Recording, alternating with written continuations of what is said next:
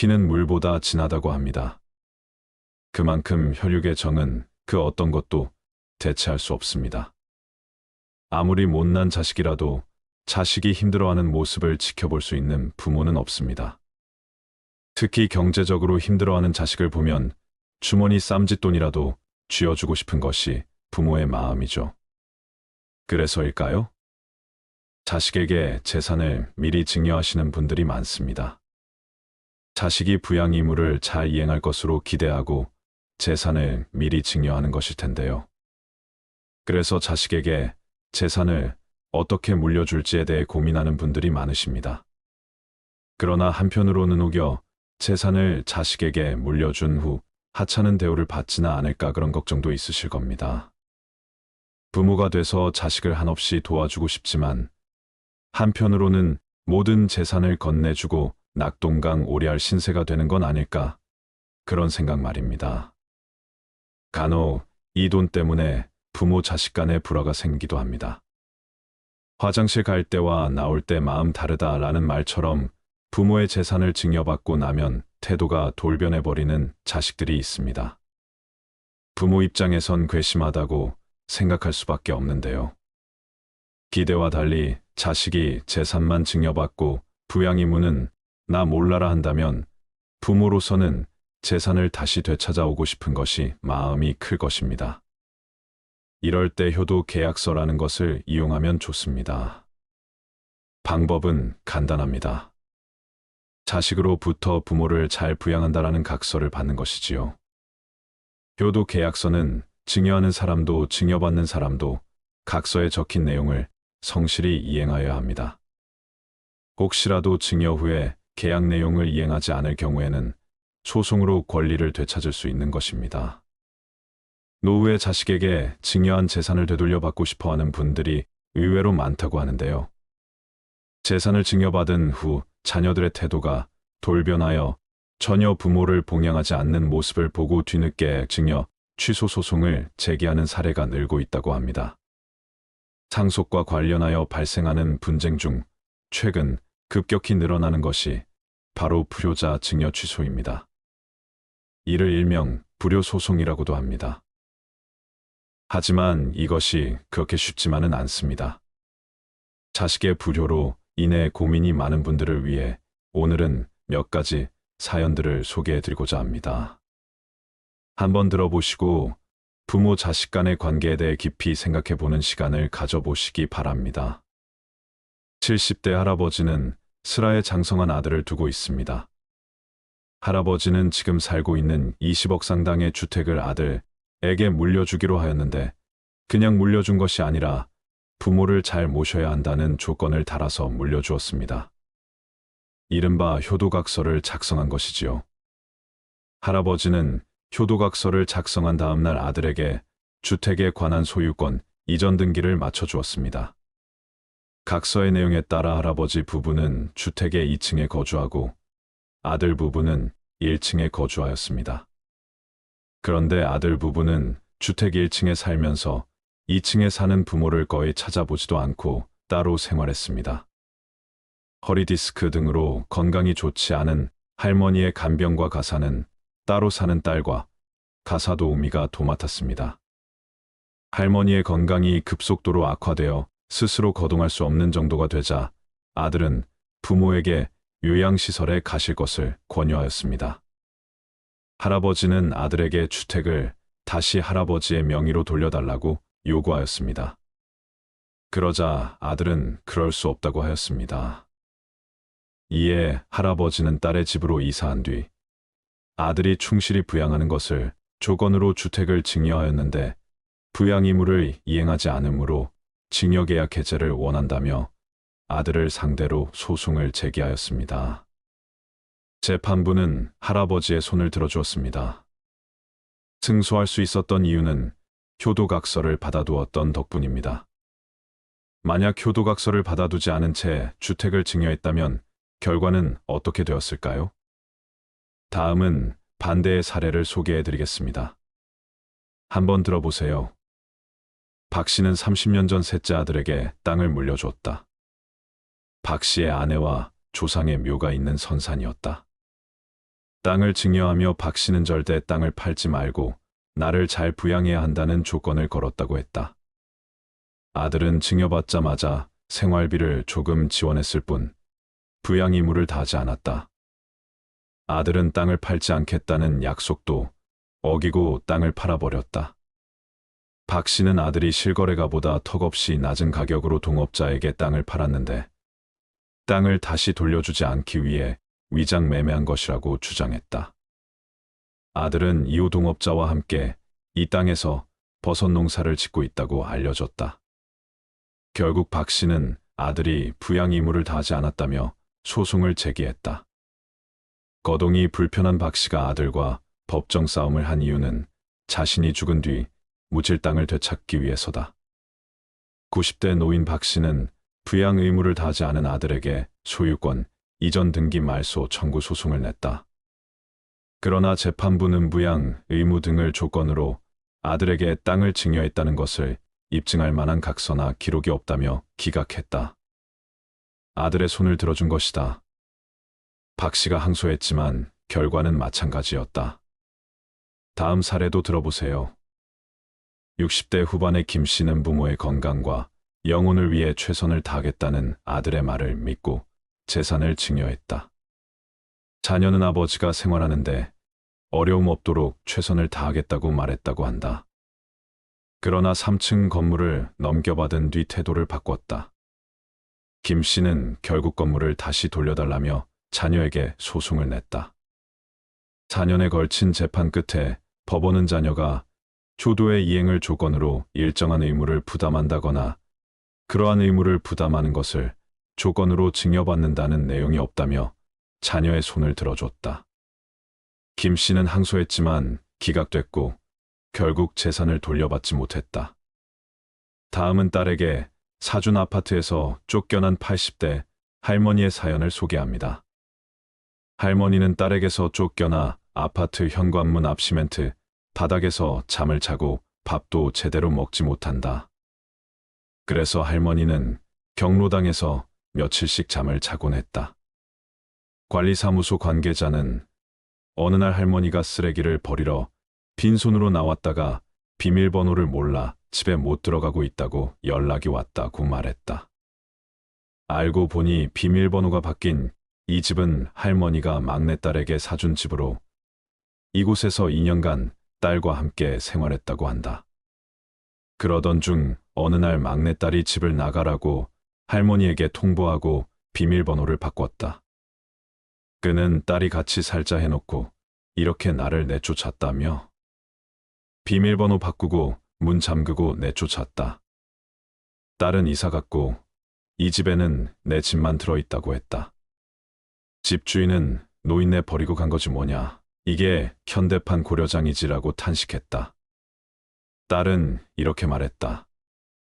그게 다 엄마 때문에 벌어진 일이다. 그래서 인연을 끊었다며? 법대로 하라. 나도 2년 동안 그만큼 했으면 할 만큼 다 했다라고 말했다.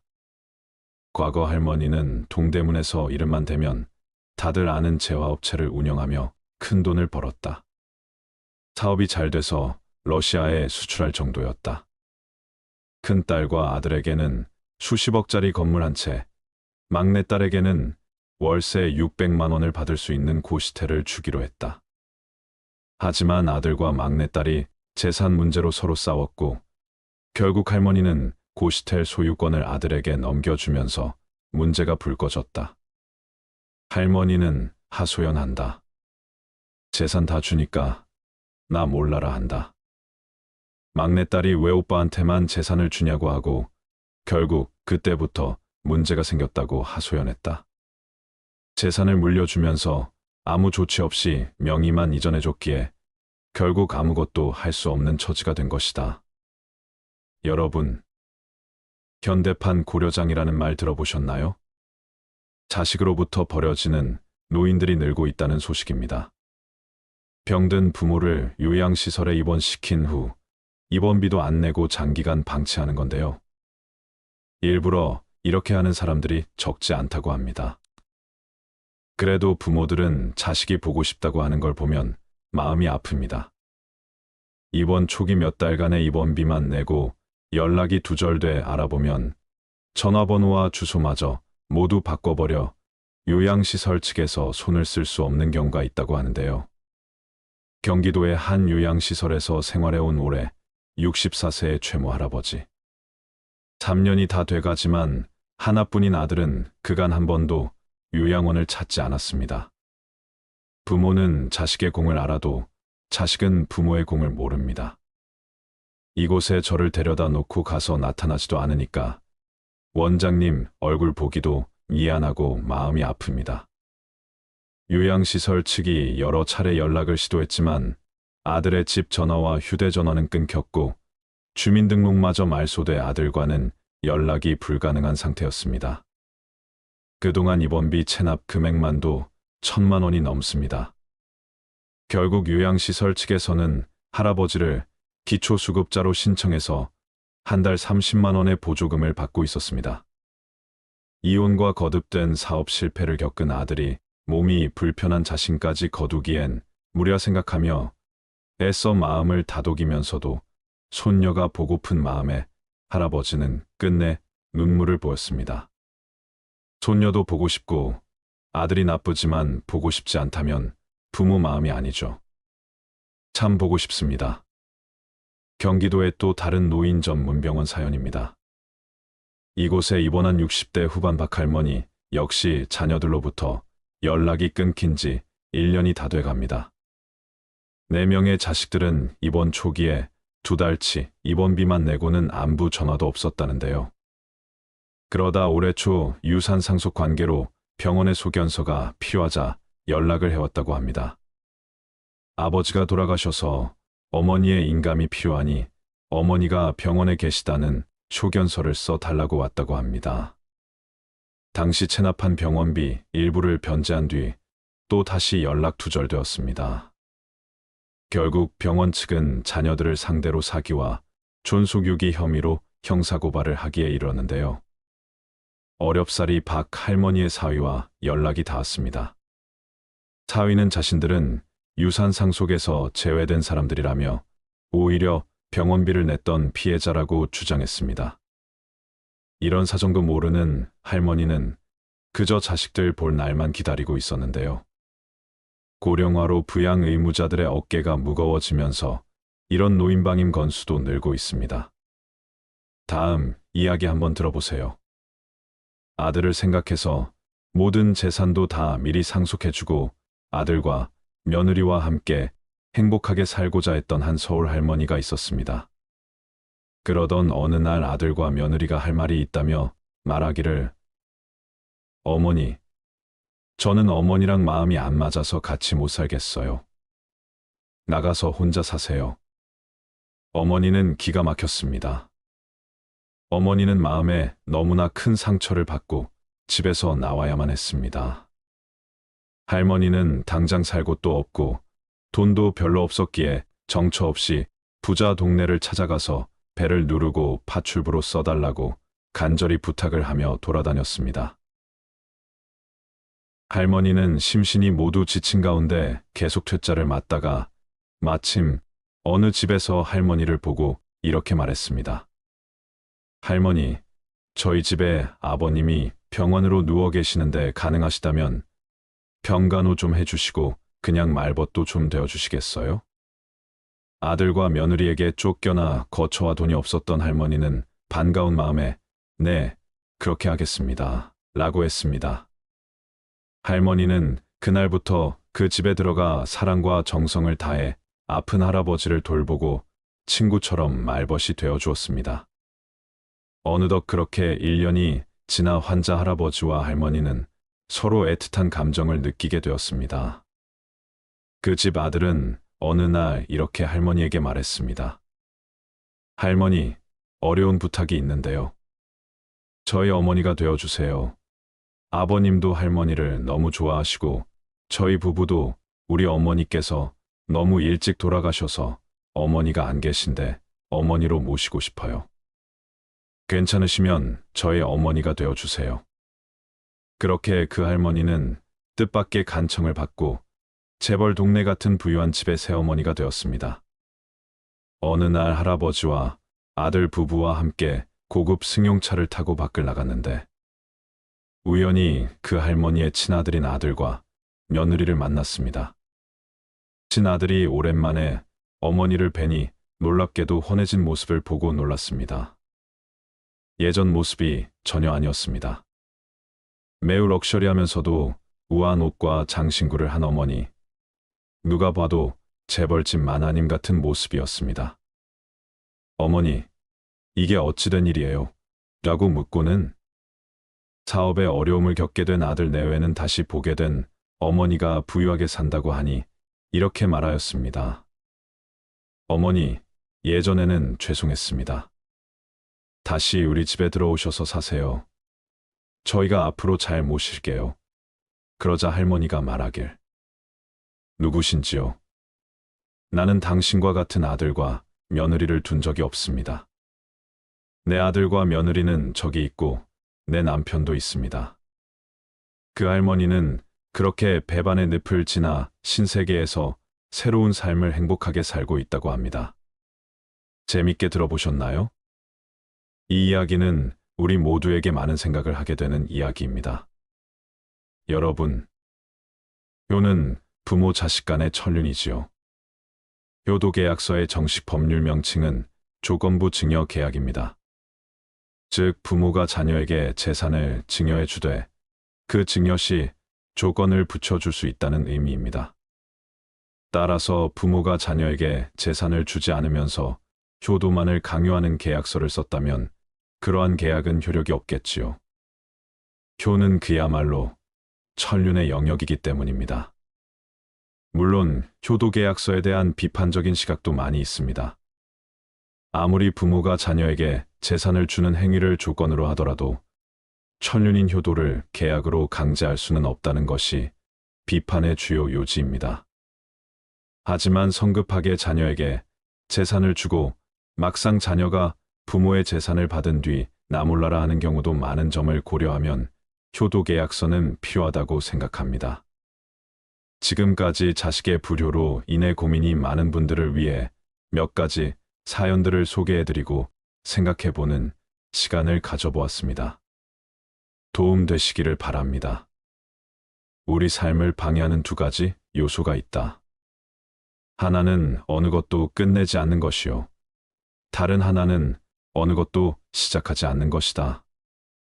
남을 부러워하거나 질투하지 마라. 경계하지도 마라. 오로지 최상의 자신을 만들어가는 것에만 몰두하라. 다른 사람이 무엇을 하건 상관하지 말라. 오직 자신이 무엇을 하고 무엇을 하지 말아야 할지 자신의 일에 대해서만 집중하여 생각하라.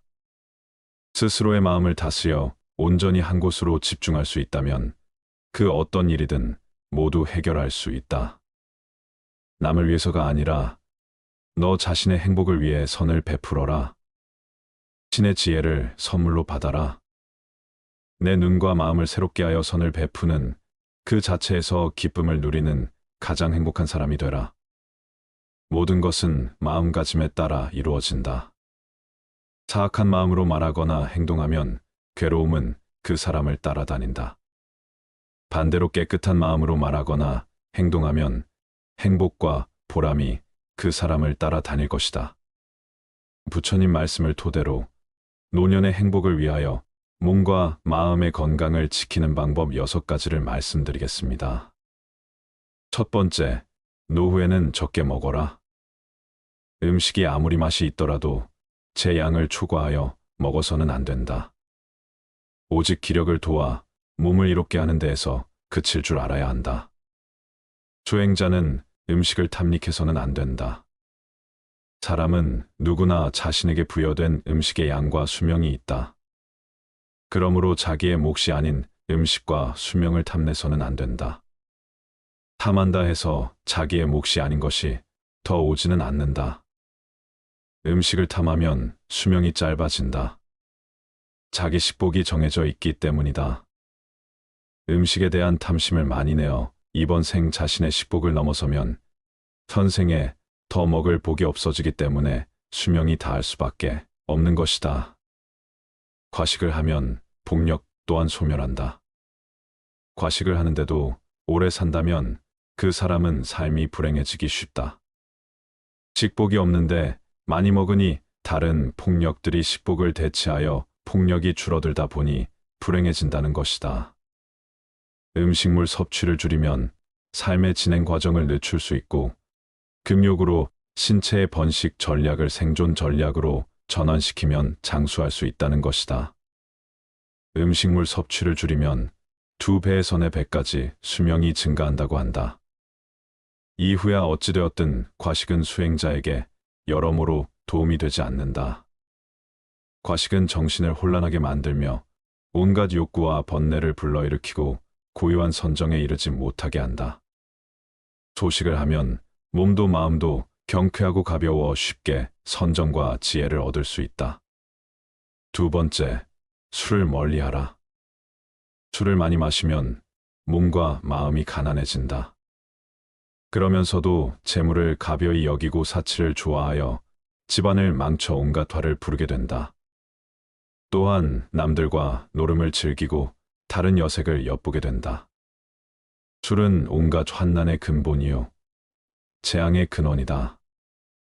술은 독 중의 독이요, 병 중에서도 고질병이다. 술은 날카로운 도끼 같아 착한 마음을 손상시키고 괴로움을 부른다. 술을 좋아하는 자는 부끄러움도 몰라 남의 경멸을 받게 된다. 그러므 술을 마실 때는 언제나 절제하는 마음을 가져야 한다. 술은 지혜의 종자를 끊고 어리석음의 결과를 불러온다고 한다. 사람의 정신을 휩쓸고 가는 것은 술만한 것이 없다.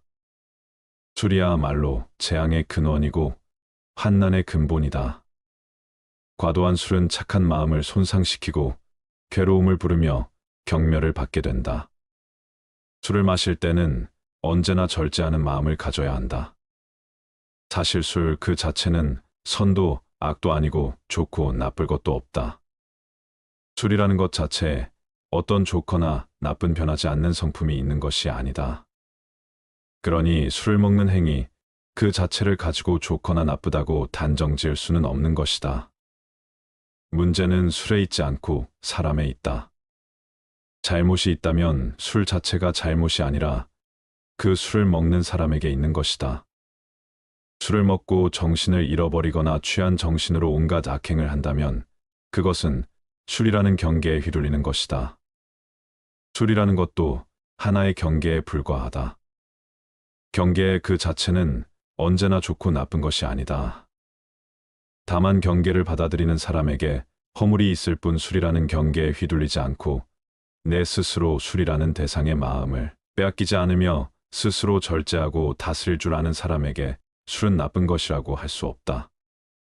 한두 잔의 술로서 인간관계를 가꾸어가며 술이라는 도구로서 삶의 윤활유로 삼을 수도 있지만 자칫 잘못하면 술이 인간을 망치는 도구가 될 수도 있는 것이다. 내 중심을 잡고 내 안의 주인공이 나를 이끌고 가야지 술이라는 경계가 나를 이끌고 가게 해서는 안 된다. 술이라는 경계에 휘둘리지 말라. 절제하며 게으르지 마라. 생활의 즐거움만을 쫓아 구하고 모든 감관을 보호하지 않으며 마음의 정도가 없고 겁이 많으면 악마는 마침내 그를 뒤엎는다. 바람이 약한 풀을 쓸어 넘기는 것처럼 생활의 즐거움만을 구하지 않고 모든 감관을 잘 지키며 먹고 마의 절도가 있고 항상 정진하여 믿음이 있으면 악마는 그를 뒤지 못한다. 생활은 조금 불편해야 좋은 것이라고 한다. 너무 편하면 게을러지고 자신의 빛을 잃을 수 있기 때문이다. 눈, 귀, 코, 혀, 몸을 가만히 내버려 두고 보호하지 않으면 이내 그 육신의 감각은 좋은 것만을 가리게 되고 욕망에 뒤덮인다. 그러면 나아가 먹고 마시는 일에 절제가 없어지고 몸은 게을러져 어떤 일도 스스로 해 나갈 수 없게 되며 나약해지고 겁이 많아지게 마련이다. 그랬을 때 그 나약한 마음의 틈을 타고 악한 생각이 들어오고 온갖 마장이 들끓게 된다. 모름지기 사람은 생활의 즐거움만을 구하지 않아 불편한 가운데 스스로 이겨낼 수 있는 힘과 지혜를 길러야 한다. 또한 먹고 마시는 일에 절제가 있으며 항상 끊임없이 노력하고 정진하여 마음의 틈을 만들지 말아야 한다. 악마는 그런 수행자를 뒤덮지 못한다. 세 번째, 마치 바람 앞에 우뚝 선 큰 산처럼 죽을 때 가지고 갈 수 있는 것을 위해 살아라. 아무리 건강한 몸이라도 질병에 시달리게 마련이며 젊음도 늙음으로 돌아가고 어떠한 목숨이라도 죽음 앞에 무너지게 마련이니 영원한 것은 자비로운 마음으로 정법을 닦는 것이다. 그러면 임종에 이르러 후회하지 않게 될 것이고 임종에 이르러 후회하지 않으면 집착이 없어 좋은 곳에 날 것이다. 생이 있는 모든 것은 반드시 사가 있게 마련이다. 삶이 경이롭고 죽음 또한 경이롭고 신비롭다. 살아있음이 아름답듯 죽음 또한 아름다움의 시작이다. 죽음이 비참하고 괴롭고 어둡고 무서운 것이라는 생각이야말로 인간이 만들어낸 가장 큰 착각이다. 죽음은 또 다른 신비로운 세상으로의 여행이다.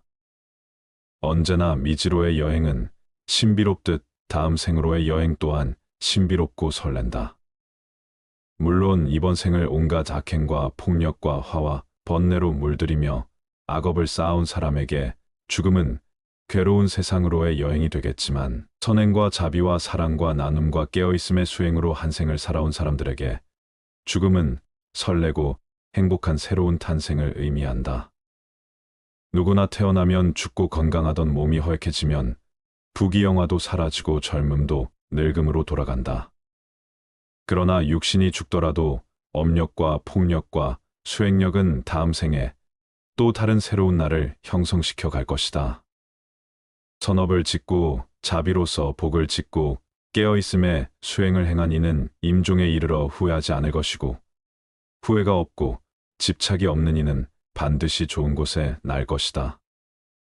죽음을 준비하는 것은 곧 삶을 어떻게 살아갈 것인가를 준비하는 것이다. 웰다잉이 곧 웰빙의 바탕이다.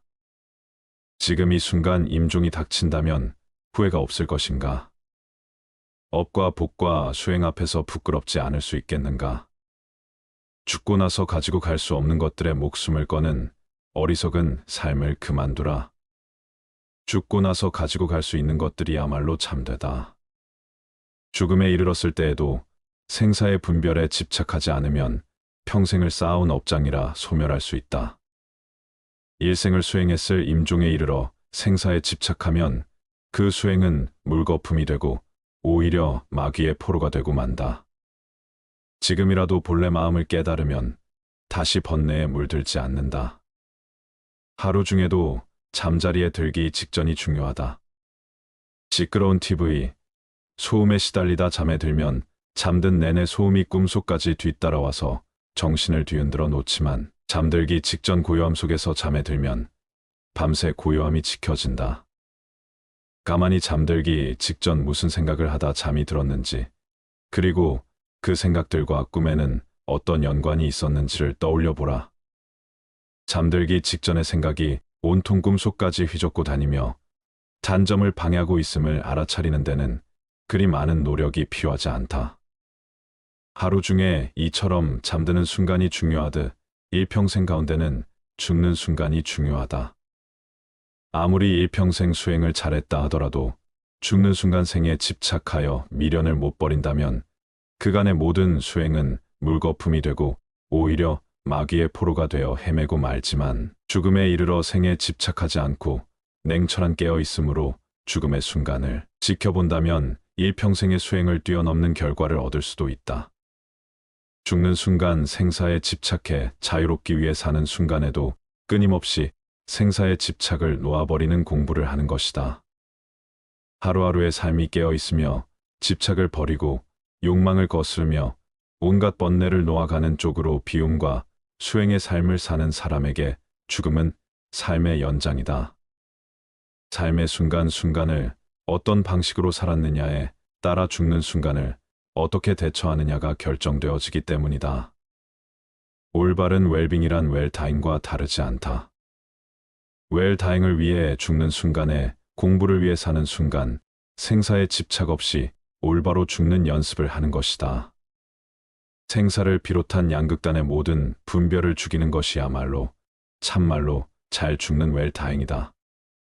네 번째, 더 이상 애쓰면서 살지 마라. 부모에게 받은 이 몸은 마치 시방의 허공을 입으로 불면 미진의 티끌이 있는 듯 없는 듯함 같으며 맑은 큰 바다에 거품이 흘러가면서 생겼다가 사라졌다함과 같다. 겉모습과 몸매와 외모가 중요한 세상, 이런 세상이야말로 이 세상이 얼마나 정신적인 타락의 길을 걷고 있는지를 증명해 주고 있다. 바깥에 보이는 것에 휘둘린다면 내면에 중요한 것은 뒷줄 신세를 면치 못한다. 몸의 실체는 어떠한가? 그것은 꿈과 같고 환술 같고 거품과 같고 그림자와 같고 티끌과 같다. 이런 몸을 무얼 그리 사랑하고 애착하는가? 그래서 옛 스승들은 이 몸을 똥주머니라는 똥만 잔뜩 넣어 가지고 다니는 똥주머니라고 했다. 똥주머니를 위해 무얼 그리 치장하고 내세우며 어여삐 여기는가? 몸 안에 온갖 내장이 기관들 똥오줌을 다 끄집어내 보면 얼마나 더럽고 흉측한 것인가? 그걸 다만 이 하얀 살결에 포장한 것에 지나지 않을 뿐이다. 살결에 포장한 것을 조금 잘했다고 예쁘다 하고 못했다고 못났다고 차별할 일이 무엇인가? 모두가 한낮 뜬 구름과 같고 바다에 뜬 거품과 같으며 꿈과 같고 그림자와 같은 것일 뿐이다. 다만 마음이 중요한 것이다. 몸을 중요시 여기는 그 마음이 우리 몸을 더욱 더럽히고 욕되게 만든다. 몸에 얽매이고 집착할수록 정신은 공허하게 총기를 잃고 만다. 그러니 몸 형상 모습 생김새를 탓하지 말고 또 얽매이지도 말자. 몸을 이제 그만 놔둬라. 다섯 번째, 부모님을 잘 섬기고 부모님께 효도하라. 부모님 공경이 곧 부처님 공경이다. 부모님은 나를 낳아서 나로 하여금 도를 배우게 하심으로 모든 남자는 나의 아버지이며 모든 여인은 나의 어머니로 알아라. 이제 깨달음을 얻는 것은 다 부모님의 은혜이니 사람이 도를 배우고자 하면 먼저 효도로 정진하지 않으면 안 된다. 부모님의 은혜는 부처님의 은혜와 동등하고 부모님을 섬기는 데서 오는 과보는 불보살님을 섬기는 데서 오는 과보와 동등하다. 부모님께 효도를 베푼다면 이 세상의 모든 선행에 으뜸이 된다. 부모님이야말로 지금의 나를 개 한 뿌리이며 근원적인 인연이기에 부모님이나 부부 자식처럼 나와 가까운 인연은 곧 내 안에 업이 투영된 관계라고 볼 수 있다. 그들 속에서 나를 볼 수 있어야 한다. 그들과 나와의 관계는 곧 내 안의 업을 녹이는 공부이고 나 자신을 성장시켜가는 마음, 공부의 생생한 현장이다. 업장 소멸에 열린 장이 바로 가족이며 부모다. 그렇기에 부모에 대한 효도야말로 우주적인 순리를 따르는 수행이 자비의 시작이다. 부모님과의 관계가 바르지 못하다면 그 첫 단추가 사회생활의 모든 단추를 흐트러지게 만든다. 가족과의 관계, 그 기초 위에서 모든 타인들과의 인연이 성숙되어 가는 것이다. 특히 효도는 모든 자비와 지혜의 첫 단추와 같다. 그래서 부모님을 공경하는 것은 곧 부처님을 공경하는 것과 같다고 하는 것이다. 부모님처럼 가장 가까운 인연을 소중하게 간직할 수 있어야 한다. 가장 가까운 인연이야말로 내 업의 나눔이니 부모님과의 관계가 껄끄럽고 아름답지 못하다면 그것은 부모님과의 닦아야 할 업이 많은 연유이다. 부모님을 잘 섬기고 부모님께 효도하라. 그것이 업장 소멸에 매우 빠른 길이고 모든 공덕이 그로 인해 시작된다. 어리석은 범부들은 나를 나라고 보아 나에 집착한다. 그러나 필경에는 나도 없고 내 것도 없나니 나를 비우고 내 것이라는 생각도 비워야 한다. 법이란 생각을 일으키면 마와 법이 생기고 법이란 생각이 사라지면 나와 법도 사라진다. 내 자식이다, 내 재산이다 하면서 어리석은 사람은 괴로워한다. 사실 내 몸도 나의 것이 아닌데 어찌 자식이나 재산이 나의 것일 수 있겠는가? 내 자식이다, 내 재산이다, 내 생각이다, 내 것이다 하는 것은 다 어리석은 생각이다. 나도 내가 아닌데 내 몸도 이번 한 생 잠시 쓰고 나면 이 우주에 돌려주어야 하는데 하물며 내 소유를 어찌 내 것이라고 할 수 있겠는가? 잠시 빌렸을 뿐이다. 내 몸도 우주법계에서 잠시 빌어다 쓰는 것이고 내 소유도 잠시 법계에서 빌어다 쓸 뿐이다. 그러니 집착할 것이 없다. 내 몸도 이 우주에서 품어낸 온갖 음식을 잠시 빌려 유지하고 있을 뿐이고 내 생각도 이 세상의 수많은 생각들을 인연 따라 잠시 채용하여 내 식대로 조합해 쓰고 있을 뿐이며 내 자식도 우주적인 법계의 인연과 업의 법칙에 따라 잠깐 부모의 몸을 빌어 나왔을 뿐이다. 세상 모든 것들이 이처럼 다른 모든 존재들 의지하여 다만 잠시 그 모습을 취하고 있을 뿐이다. 세상 모든 존재는 우주의 것이며 다른 모든 존재들의 것이다. 6번째, 유산을 남겨주기 위해 자신의 귀중한 생애를 다 쓰지 마라. 내가 곧 이 우주이며 또한 나는 이 우주의 모든 존재들과 긴밀하게 연결되어 있다. 그러니 어찌 내가 누구를 가지고 내가 무엇을 집착하고 누가 무엇을 소유할 수 있겠는가? 온 우주는 전체에 의해 존재하며 전체에 의해 소유되고 있는 것이다. 그런 신성한 우주적인 것에 내 것이라는 울타리를 치면서부터 우리는 우주로부터 진리로부터 외면받고 있다. 내 것이란 울타리를 걷어내면 모든 것이 그대로 있을 곳에 있고 제자리를 찾는다. 내 것을 만들면 세계가 나뉘어 시끄럽지만 내 것을 걷어내면 세계도 나도 나뉘지 않아 고요하다. 유산을 남겨주기 위해 자신의 귀중한 생애를 다 쓰지 마라. 많은 사람들이 재물을 얻는데 더 많은 힘을 기울인다.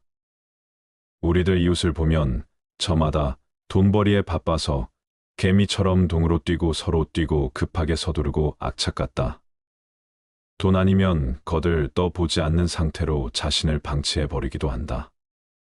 사람들은 돈을 벌면 대부분 쌓아두거나 모은 돈을 통해서 더 큰 돈을 벌 생각을 한다. 그리고 그렇게 힘들게 번 돈조차 기꺼이 써버리고 만다.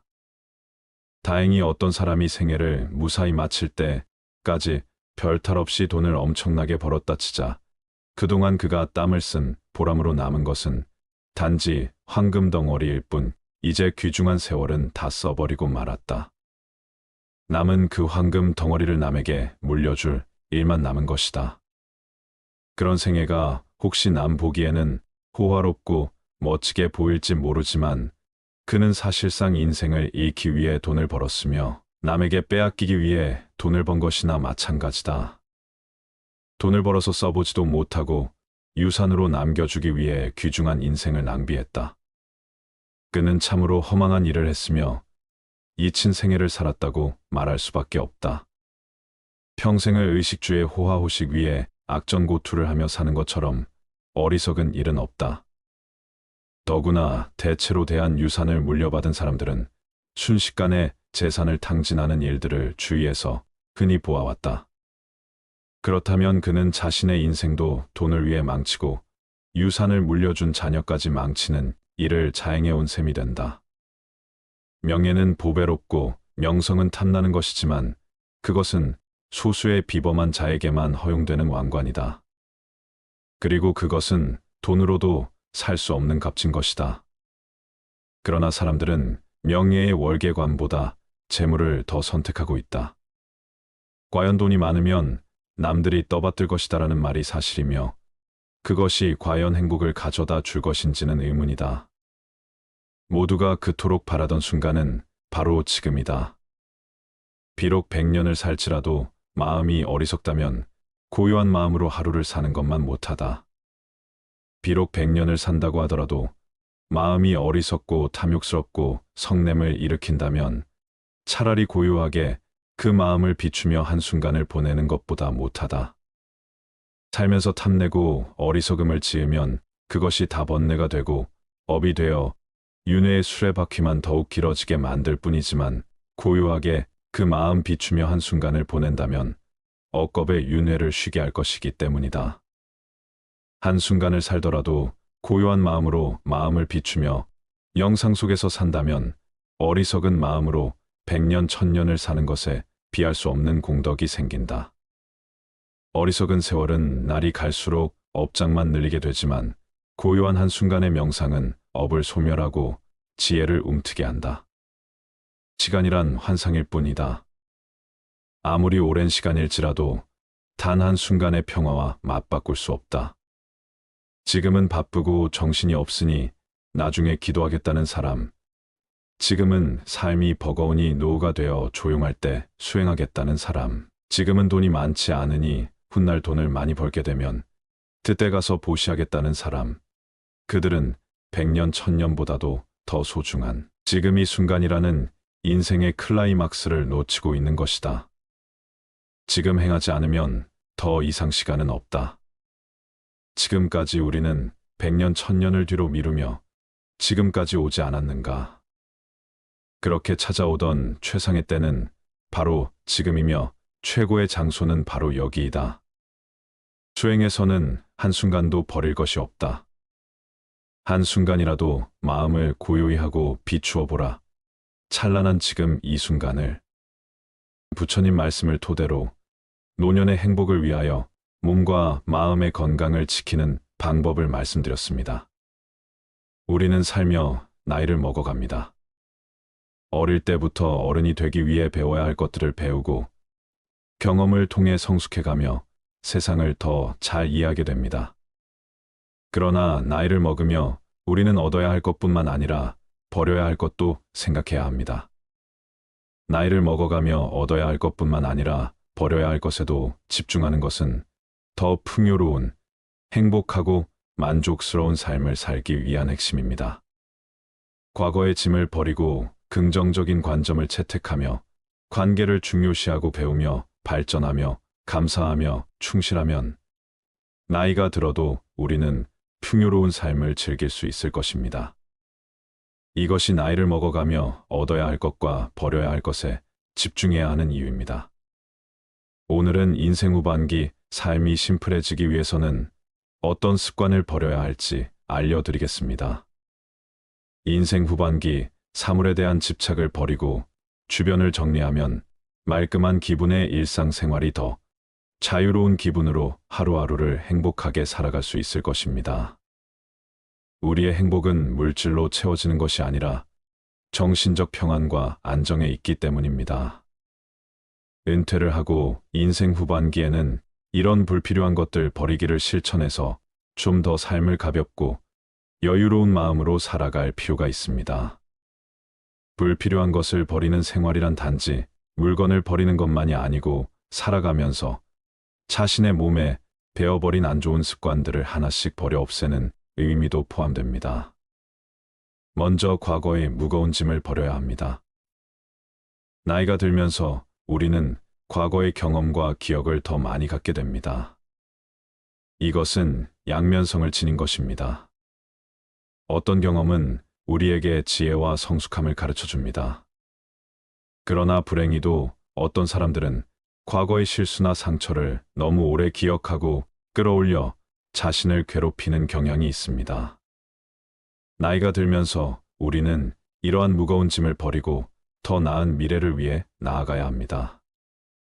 두 번째로 불필요한 스트레스와 걱정을 버려야 합니다. 나이가 들면서 스트레스와 걱정은 더욱 해로울 수 있습니다. 미래에 대한 불안, 건강 문제, 경제적 문제 등 다양한 이유로 우리는 스트레스를 받게 됩니다. 그러나 스트레스와 걱정은 우리의 건강을 해칠 수 있으며 행복을 방해할 수 있습니다. 나이가 들면서는 불필요한 스트레스와 걱정을 버리고 현재의 순간을 즐기기 위해 노력해야 합니다. 세 번째는 바로 선입견입니다. 어릴 때는 몰라서 이럴 거야 하고 착각하고 오해하는 경우가 많고 나이가 들면서는 이랬으니 이렇겠지 하고 편견을 갖게 되는 경우가 많습니다. 어릴 때는 내가 잘 모르고 어리석다는 것을 감추고 싶어서 그랬던 것 같고 나이가 들어서는 미지의 것에 대한 호기심을 잃어버려서 그랬던 것 같습니다. 시간이 지나 여러 가지 일들을 경험하고 그런 경험으로 인해 지혜가 생기는 것은 좋은 일이지만 반대로 선입견이라는 것이 생겨버리기도 합니다. 그래서 아직 해보지 않은 일에 대해, 아직 읽어보지 않은 책에 대해, 보지 않은 영화에 대해, 아직 제대로 만나보지 않은 사람에 대해 제대로 알아보려 하지 않고 눈 돌리지 않았는지, 귀를 닫고 이야기를 듣지 않았던 것은 아니었는지, 마음을 열고 생각을 기울여 주었는지 본인에게 물어봐야 합니다. 모르면서 아는 척하는 것이 꼴볼견인 것만큼 선입견으로 일이 이럴 거야 하고 판단해 버리는 것도 꼴볼견입니다. 물론 해보고 읽어보고 만나보고 들어보고 그 다음에 판단을 내리는 것은 괜찮습니다. 인생을 살면서 쓸데없다고까지는 할 수 없어도 그다지 꼭 필요하지 않은 것들에 너무 많은 시간과 물질 에너지를 낭비하고 살고 있다는 생각이 들 때가 있습니다. 우선 큰 집과 자동차 집안을 꽉 채우고 있는 수많은 가구나 옷, 기타 각종 물건들과 그리고 온갖 사람들과의 관계 때문에 생기는 행사나 만남들, 이로 인한 형식적 체면 치레 때문에 많은 시간과 돈을 쓰게 됩니다. 나이가 들면서 우리는 지금까지의 삶에 감사하고 충실해야 합니다. 우리의 경험과 노력에 대한 감사의 마음을 가지고 더 나은 미래를 향해 나아가야 합니다. 또한 가족과 친구들에 대한 감사의 마음을 표현하고 나누는 것도 중요합니다. 나이를 먹어가며 얻어야 할 것뿐만 아니라 버려야 할 것에도 집중하는 것은 더 풍요로운 행복하고 만족스러운 삶을 살기 위한 핵심입니다. 긍정적인 관점을 채택하며 관계를 중요시하고 배우며 발전하며 감사하며 충실하면 나이가 들어도 우리는 풍요로운 삶을 즐길 수 있을 것입니다. 이것이 나이를 먹어가며 얻어야 할 것과 버려야 할 것에 집중해야 하는 이유입니다. 나이가 들면 들수록 물건의 사용 여부와 상관없이 버리지 못하고 모아두는 습관이 생깁니다. 여러 원인이 있지만 인지기능 저하가 주요 원인으로 꼽힙니다. 사람은 나이가 들면 서서히 인지 기능이 떨어지는데 실제 저장강박증이 있는 자도 젊은 층보다는 노인에게서 많다고 합니다. 오래된 신문 잡지책 옷을 버리지 못하는 것에서부터 심하면 실내가 쓰레기로 가득 찬 상태로 내버려 두기도 합니다. 인구 중 2에서 5% 나타날 정도로 흔한데 환자는 젊은 층보다 노인에게서 2배 정도 많다는 연구 결과가 있습니다. 하지만 이러한 물건들은 생활 속에서 무심코 사용하다가 건강에 악영향을 주는 것들이 있습니다. 알고 보면 건강에 무척 해로워 당장 버려야 하는 것들이 있습니다. 오늘은 안 아프고 건강하려면 65세 전까지 즉시 버려야 할 물건 5가지에 대해 알려드리겠습니다. 첫 번째, 오래된 약과 영양제. 집에 영양제가 쌓여 있는 분들 많으실 겁니다. 그런데 모든 영양제를 매일같이 잘 챙겨 드시나요? 어떤 영양제는 매일같이 꼼꼼히 챙겨 드시기도 하겠지만 어떤 영양제는 체질에 잘 맞지 않아 먹지 않고 한자리에 몇 년간 방치되기도 합니다. 아까워서 버리지 않고 가끔씩 드시는 분들도 있고요. 하지만 유통기한이 지나 변질된 영양제는 효능이 떨어질 뿐만 아니라 간에도 무리를 주기 때문에 반드시 버려야 합니다.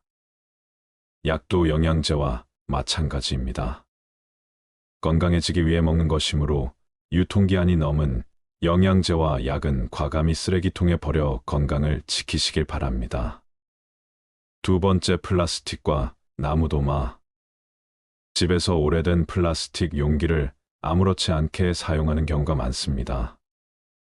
플라스틱 제품을 잘못 사용할 경우 건강에 치명적일 수 있습니다. 사용 중인 플라스틱 용기 중 PC 제품과 긁힌 상처가 많은 용기들을 모두 버리시기 바랍니다. 이러한 용기들은 가열할 때 유독 가스를 방출하는 물질인 비스페놀 A로 제조되었을 가능성이 매우 높습니다. 또 음식을 가열할 때 플라스틱 용기보다는 유리 용기를 사용하여 가열하는 것이 가장 좋습니다. 그리고 매일 우리는 집에서 도마를 사용해 음식을 만들어 먹습니다.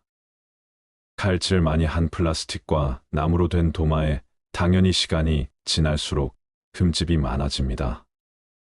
수많은 틈 사이에는 박테리아나 곰팡이가 서식하기에 좋아 사용 후에는 반드시 도마를 깨끗이 닦아 통풍이 잘 되는 곳에 잘 말려줘야 합니다. 음식은 우리의 입을 통해 몸 안으로 들어가므로 위생적인 조리도구를 이용하는 것이 무엇보다 중요합니다. 세균과 곰팡이는 면역력을 떨어뜨리고 염증을 일으키기에 반드시 도마를 깨끗하게 유지하고 자주 바꿔 주도록 하세요. 요즘은 스테인리스 도마도 있다고 하니 균이 번식하기 어려운 도마를 사용해 보는 것도 좋을 것 같습니다. 세 번째, 낡고 다른 운동화. 운동화를 한번 사면 몇 년을 계속 신게 되는데 오래된 운동화는 굽이 달라 충격 흡수율이 매우 낮습니다. 또한 신발은 걸음걸이에 따라 뒷부분이 많이 마모되게 합니다. 그런데 마모가 된 신발을 계속 신는다면 어떻게 될까요? 특히 운동할 때 신는 운동화의 뒷부분은 체중이 실리면서 몸에 충격이 흡수되는 곳이므로 마모가 되면 새로운 신발을 신어줘야 합니다. 운도의 밑창이 다르면 뛰고 걸을 때마다 완충되는 곳이 없어 발바닥과 무릎과 허리가 그 충격을 그대로 흡수해 관절과 척추에 손상을 주게 되어 무릎, 통증과 허리, 디스크 등의 발병률을 높이게 됩니다. 아무리 마음에 드는 운동화라도 밑창에 마모된 곳이 있으면 꼭 교체하여 무릎과 허리가 다치지 않도록 예방하시기 바랍니다. 네 번째, 오래 써서 다른 칫솔. 매일 최소 하루 3번 치아를 닦아주는 칫솔은 세균이 번식하기 참 쉬운 물건입니다. 더군다나 입안 닦기 때문에 각질층이 없는 점막에 바로 세균이 침투하기 쉬워 각별히 깨끗하게 관리해야 합니다. 입안에 상처가 있다면 바로 혈관을 통해 세균이 우리 온몸을 헤집고 돌아다니게 되므로 반드시 칫솔 관리 위생을 지켜주셔야 합니다. 칫솔에 세균이 번식하는 것을 막으려면 일주일에 한 번 물을 묻혀 전자레인지 1분간 돌려주면 된다고 합니다. 생각보다 간단하죠. 평소에는 통풍이 잘 되는 곳에 놔둬 물이 빨리 마르게 해주시고 칫솔모가 벌어진 칫솔을 이용해 치아를 닦아주면 치해 제거가 되지 않으므로 최소 2~3개월마다 교체해 주어야 합니다. 다섯 번째, 오래된 화장품. 유통기한이 지났어도 아깝다며 화장품을 계속 바른 적이 있으신가요? 기초 화장품은 얼굴 전체에 매일 발라야 해서 그럴 일이 드물겠지만 색조 화장품은 기초 화장품에 비해 적은 부위에 바르고 기초 화장품만큼 빨리 닳지도 않아 몇 년 동안 사용하는 분들이 많은 것 같습니다. 하지만 색조 화장품도 기초 화장품과 마찬가지로 피부에 바로 닿는 물질이므로 반드시 유통기한을 지켜서 사용해야 합니다. 화장품은 사용하지 않는 동안 이 생물의 번식과 함께 오염될 수 있습니다. 특히 오래된 화장품은 세균, 곰팡이, 곤충 등의 미생물이 번식할 수 있는 환경입니다. 또한 일부 화장품에는 환경 호르몬이 포함되어 있을 수 있으며 장기적으로 건강에 해를 끼칠 수 있습니다. 특히 립스틱과 마스카라는 입과 눈의 점막에 바로 흡수될 수 있어 세균이 침투하기 쉬워 반드시 유통기한을 지켜야 한다고 합니다. 립스틱과 마스카라는 개봉 후 6개월까지 유통기한이라고 하니 참고하세요. 사용하지 않는 화장품은 즉시 버리는 것이 좋고 사용 중인 화장품은 꼭 유통기한을 체크하여 적절한 시기에 교체하세요. 우리의 건강은 우리가 책임져야 할 소중한 자산이므로 건강한 삶을 위해 행동에 옮겨 보시기 바랍니다. 지금까지 실제로 열심히 사고 모아두었지만 살다 보면 많은 것들이 그다지 쓸모가 없는 것들이라는 것을 알게 됩니다. 또한 많은 물건들로 둘러싸인 어수선한 공간에서는 정신도 쉽게 산만해지고 마음이 무거워져 생각도 정리가 되지 않습니다. 그러므로 물건에 대한 집착을 버리고 주변을 가볍게 정리할 필요가 있습니다. 살다 보면 어떤 일이든 후회가 남습니다. 미리 알았더라면 후회를 덜 남길 수 있었을까요? 인생의 후반기를 보내고 있는 60대들은 그들이 지금껏 살아온 발자취 곳곳에서 후회를 발견한다고 합니다. 인생의 시행착오를 줄이고 더 나은 인생을 살기 위해서 꼭 알아야 되는 건 무엇일까요? 첫 번째, 저축을 많이 하지 못한 것. 자축은 노후 대비에 가장 중요한 역할을 합니다. 은퇴 이후 가장 큰 고민을 경제적인 어려움이라고 꼽았습니다. 고정 수입이 줄어들고 자녀 지원비, 병원비 등 각종 늘어가는 지출비 탓에 생활고에 시달릴 수 있습니다. 노후 대비를 위해서는 먼저 저축을 시작해야 합니다. 저축을 시작할 때는 먼저 현재 수입과 지출을 파악하고 가능한 많은 돈을 저축하는 것이 좋습니다. 젊은 나이에 저축을 하지 않으면 은퇴 이후 큰 고난을 겪게 될 수 있습니다. 두 번째, 배우자에게 잘하지 못한 것. 배우자는 평생을 함께 할 반려자입니다. 60대가 되어서도 배우자가 옆에 있다면 그야말로 그것 자체가 천복입니다. 그러나 상대방의 소중함을 쉽게 간과해버리고는 합니다. 나이가 들수록 곁에는 서로만 남게 되며 자식도 소용없습니다. 배우자에게 최선을 다하며 앞으로의 노후를 그려나갑시다. 세 번째, 건강을 소홀하게 한 것. 건강이 중요하다는 사실을 모르는 사람은 없습니다. 하지만 젊어서는 그것을 잘 모르고 자기의 몸을 혹사시킵니다. 그거 하나 한다고 건강해지겠어 하고 무심히 지나쳤던 습관들이 사실은 평생 건강을 지키는 열쇠입니다. 건강을 유지하기 위해서는 규칙적인 운동과 올바른 식습관을 유지하는 것이 중요합니다. 많은 종류의 영양소를 저염식으로 골고루 섭취하세요. 영양 과잉과 결핍이 되지 않도록 철저한 관리가 필요합니다. 그 중에서도 특히 치아 관리를 잘해야 합니다. 치아는 하루아침에 좋아지지 않기 때문입니다. 또한 건강검진도 정기적으로 받아 건강한 삶을 유지하는 것이 좋습니다. 건강한 삶은 노후에 대비하는 가장 좋은 방법입니다. 오래 사는 것이 기본인 시대에 우리는 유병장수보다는 무병장수로 가야 합니다. 네 번째, 자식과 대화를 많이 하지 못한 것. 자식들과 평소에 대화를 많이 하지 않았다면 노년의 소중한 친구 하나를 잃는 셈입니다. 늙고 병들면 자식들에게 의지하게 됩니다. 자식과 친밀한 관계를 유지해야 후회 없는 자식 농사를 했다고 느낄 수 있을 것입니다. 뿐만 아니라 자식과 건강한 유대감을 형성하는 것은 노년의 정신적 안정감에도 도움을 줍니다. 자녀들과 진정으로 소통하지 못했다면 노년이 불행할 것입니다. 다섯 번째, 노년을 함께 할 친구를 못 만든 것. 배우자 다음으로 친구가 가장 큰 자산입니다. 취미 생활을 공유할 수 있는 친구, 자신의 속 얘기를 가감없이 털어놓을 수 있는 친구가 있다면 늙어서도 외롭지 않은 인생을 보낼 수 있을 것입니다. 자식들은 바쁘다고 얼굴 보기가 어려울 것입니다.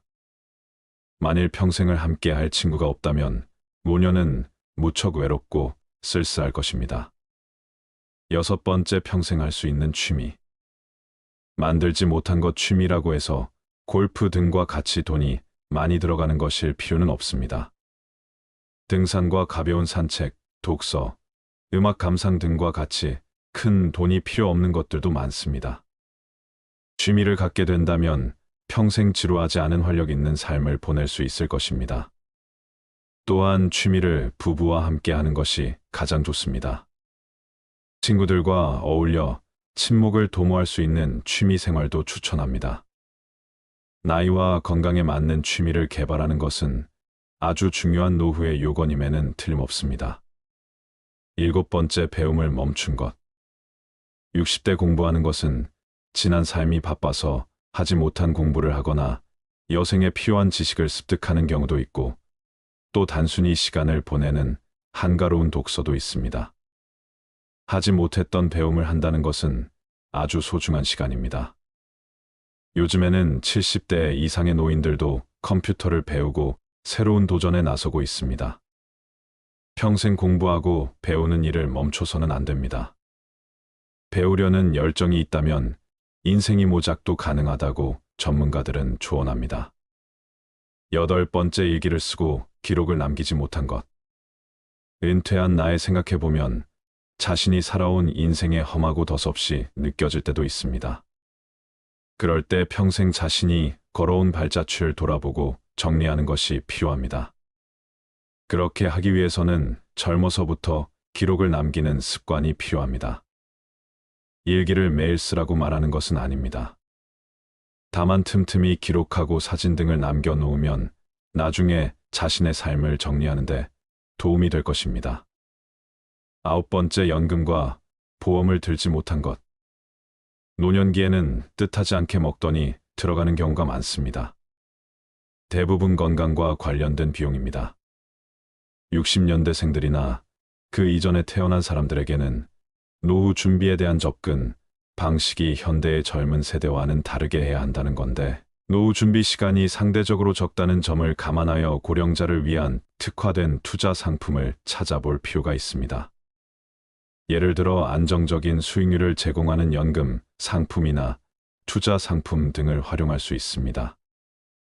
또한 투자에 대한 전문적인 조언을 받기 위해 금융 전문가의 도움을 청하는 것도 좋은 방법입니다.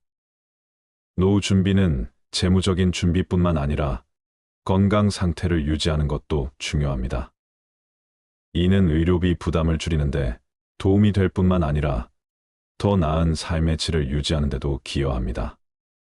한 살이라도 어릴 때부터 경제와 재테크에 관심을 갖는 게 중요한데, 이제는 선택이 아닌 필수인 시대인 것 같습니다. 이러한 돈을 아깝다고 생각하기보다 준비를 한다고 생각해야 합니다. 마지막으로 99%가 공감한 내 인생에 더 도전하고 여행을 많이 다니지 못한 것. 그때 했어야 했는데, 그때 그 시절에 나만이 할 수 있었던 일이나 도전이 있었을 것입니다.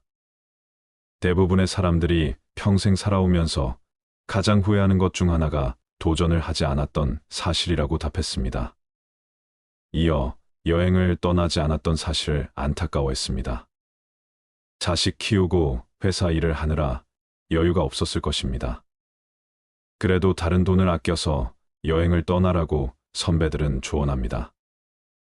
훗날 회상할 수 있는 좋은 추억을 마련해 놓는 셈입니다. 그동안 수고한 60대의 모든 삶을 응원합니다.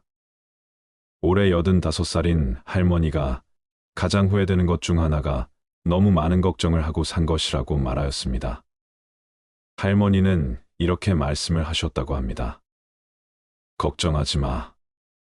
그냥 내가 걱정한다고 못 사는 자식이 잘 사는 것도 아니고, 내가 걱정한다고 병이 낫는 것도 아니야.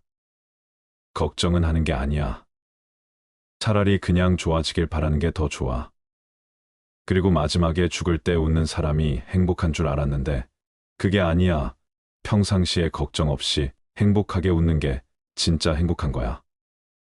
행복은 저축처럼 안 쓰고 모아둔다고 모아지는 게 아니야. 행복할 땐 그냥 걱정 없이 행복해야 돼. 평상시에 걱정 없이 행복한 것이 진짜 행복한 사람인 거야. 모아두었다가 꺼내 쓸 수 있는 게 행복이 아니야. 그냥 걱정하지 마. 편히 그냥 그렇게 웃으며 살아. 그게 최고야. 근데 그걸 그동안 못했어. 너무 늦게 깨달은 거지. 이 말을 보고 참 생각이 많아지더군요. 그동안 제가 어떻게 살았는지도 뒤돌아보게 되고 그랬습니다. 이럴 때 어느 스님의 말씀이 생각이 나네요. 과거를 후회하며 삶의 오답을 찾으려 하지 마라. 삶은 정답이 될 수 있고 오답도 될 수 있다. 즉, 삶의 정답은 없다. 개개인 모두가 정답이 될 수 있고 모두가 오답의 가능성도 있다. 그런데 우리는 끊임없이 정답을 찾고 쫓는 것에 습관이 되어 있다. 그러면서 후회를 한다. 그럴 필요 없다. 지금 내가 서 있는 이 자리가 내 자리이고 정답과 오답을 나누며 분별하는 마음이 괴로움을 가지고 오는 것이다. 정답이든 오답이든 그냥 그대로 다 받아들이면 그대로 정답이 되는 것이다.